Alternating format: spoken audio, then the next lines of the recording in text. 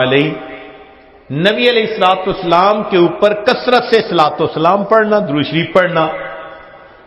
چنانچہ قرآن مجید میں اللہ تعالیٰ ارشاد فرماتے ہیں ان اللہ و ملائکتہ یصلون علی النبی یا ایھا الذین آمنوا صلوا علیہ وسلموا تسلیما۔ تو ہم بھی کثرت سے درود شریف پڑھیں، اللہم صل علی سیدنا محمد وعلی آل سیدنا محمد وبارک وسلم۔ سید القراء ابن کعب رضی اللہ عنہ نبی الاسلام کی خدمت میں حاضر ہوئے، اے اللہ کے حبیب صلی اللہ علیہ وسلم، میں آپ پر تیسرا حصہ اپنے وقت کا درود شریف پڑھنے میں لگا دوں؟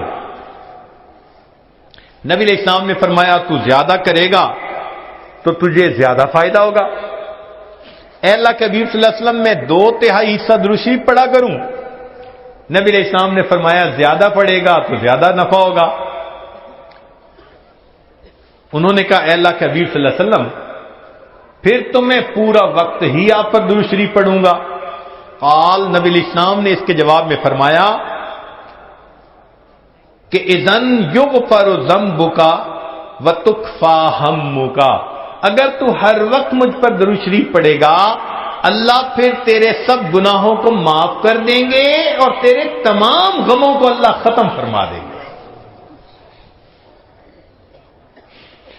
عمر بن خطاب رضی اللہ عنہ فرماتے تھے الدعاء والصلاۃ معلق بین السماء والارض، دعا اور نماز آسمان اور زمین کے درمیان معلق رہتی ہیں، فلا یصعد الی اللہ منہ شیء حتی یصلی علی النبی صلی اللہ علیہ وسلم، یہ اس وقت تک اوپر قبولیت کے لیے نہیں جا پاتی جب تک کہ ان میں نبی علیہ السلام پر درود شریف نہ پڑھا گیا۔ اسی لیے ہر دعا سے پہلے بھی درود شریف پڑھنا چاہیے، بعد میں بھی پڑھنا چاہیے۔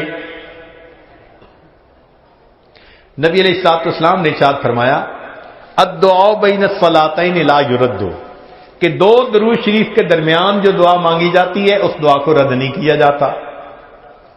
ایک حدیث مبارکہ میں نبی الاسلام نے فرمایا من صلی علی فی کتاب لم تزل الملائکۃ تستغفر له ما دام اسمی فی ذلک الکتاب، اگر کوئی بندہ لکھ رہا ہو اور لکھتے ہوئے نبی علیہ الصلوۃ والسلام کا نام نامی اس میں گرامی آ جائے اور وہ نام نامی اس میں گرامی کے ساتھ صلی اللہ علیہ وسلم لکھے، تو نبی علیہ السلام نے فرمایا جب تک اس کتاب میں میرے نام کے ساتھ یہ درود شریف لکھا رہے گا اس وقت تک ایک فرشتہ اس کے لیے استغفار کرتا رہے گا۔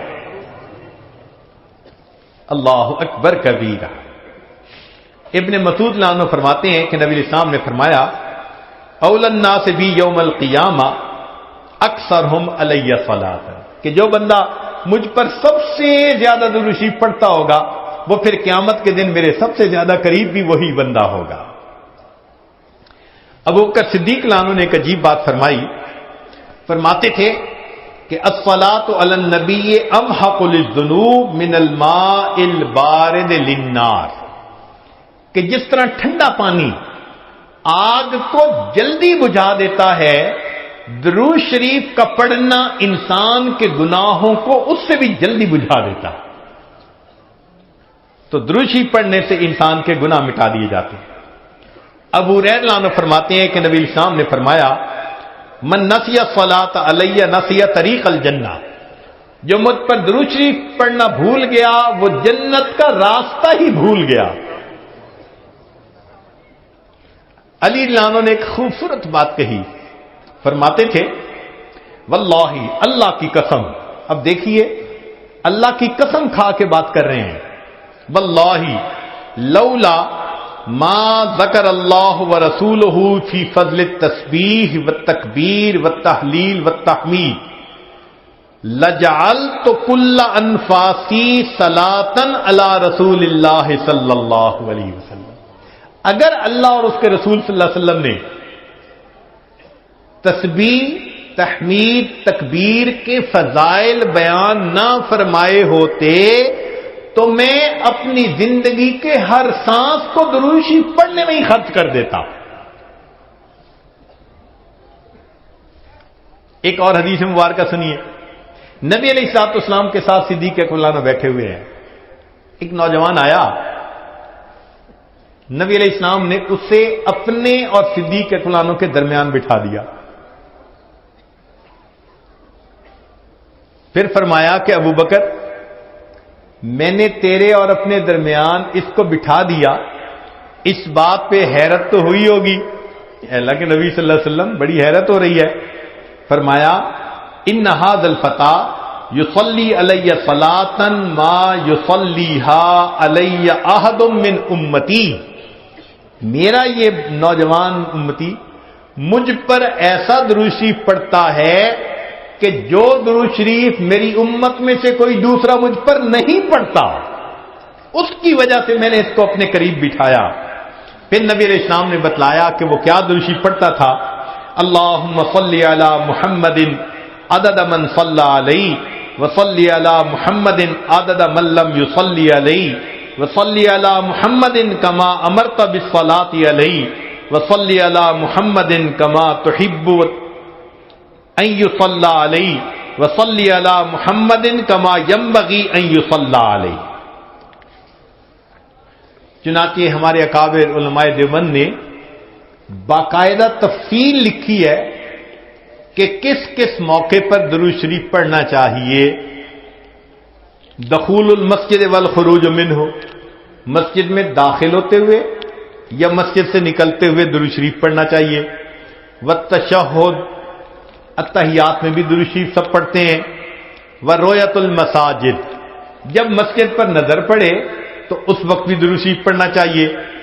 دخول الاسواق، بازار میں داخل ہوتے ہوئے درود شریف پڑھے۔ دخول البیت والخروج منہ، گھر میں داخل ہوتے ہوئے گھر سے نکلتے ہوئے بھی درود شریف پڑھنا چاہیے۔ نسیان الحاجہ، اگر بندہ کوئی بات بھول جائے، چیز رکھ کے بھول جائے، بات بھول جائے، اس وقت بھی نبی علیہ السلام پر درود شریف پڑھنا چاہیے۔ وقت الفقر، تنگ دستی کے وقت میں بھی درود شریف پڑھے۔ فی البدایت فی العلم، اور جب کتاب پڑھنے بیٹھے اس وقت بھی درود شریف پڑھے۔ فی البدایت فی الخطب، جب خطبہ دینا ہو، بیان کرنا ہو تو بھی درود شریف پڑھے۔ والانتہاء من مجالس العلم، جب علم کی مجلس کا اختتام ہو تو بھی درود شریف پڑھے۔ فی لقاء الاخوان، دو مسلمان بھائی آپس میں ملیں تو بھی درود شریف پڑھے۔ فی موادعتہم و مفارقتہم، پھر مدارستاً حدیث نبوی، نبی علیہ السلام کی حدیث مبارکہ جو پڑھائی جائے تو اس وقت بھی درود شریف پڑھے۔ عند تذکرتہ صلی اللہ علیہ وسلم، نبی علیہ السلام کا جب تذکرہ ہو تو درود شریف پڑھے۔ عند ذکر اصحابہ، حتیٰ کہ نبی علیہ السلام کے صحابہ کا تذکرہ ہو اس وقت بھی درود شریف پڑھے۔ عند ذکر شیء من معاصرہ، نبی علیہ السلام سے نسبت رکھنے والی کوئی یادگار چیز کا تذکرہ ہو تو اس وقت بھی درود شریف پڑھے۔ عند دخول المدینہ، مدینہ طیبہ میں داخل ہوتے بھی پڑھے، اور عند المرور علی قبرہ صلی اللہ علیہ وسلم، جب نبی علیہ السلام کے سامنے حاضر ہو مواجہ شریف پر تو اس وقت بھی درود شریف پڑھے۔ درود شریف کے فوائد کیا ہیں، کچھ دیر یہ بھی ذرا سن لیجئے۔ فرمایا انہا سبب لہدایت المصلی وحیات قلبہ، درود شریف کے پڑھنے سے دل زندہ ہوتا ہے اور پڑھنے والے کو اللہ ہدایت کے اوپر رکھتے ہیں۔ انہا سبب لزیادت محبت رسول اللہ صلی اللہ علیہ وسلم، درود شریف کے زیادہ پڑھنے سے نبی علیہ الصلوۃ والسلام کے ساتھ زیادہ محبت بڑھ جاتی ہے۔ انہا سبب لزیادت محبت العبد لرسول اللہ صلی اللہ علیہ وسلم، جو درود شریف زیادہ پڑھتا ہے اس بندے کی محبت نبی علیہ السلام کے قلب مبارک میں بھی زیادہ ہو جاتی ہے۔ انہا سبب قرب العبد من ربہ یوم القیامہ، درود شریف کا زیادہ پڑھنا قیامت کے دن اللہ رب العزت کے قرب کا سبب بنتا ہے۔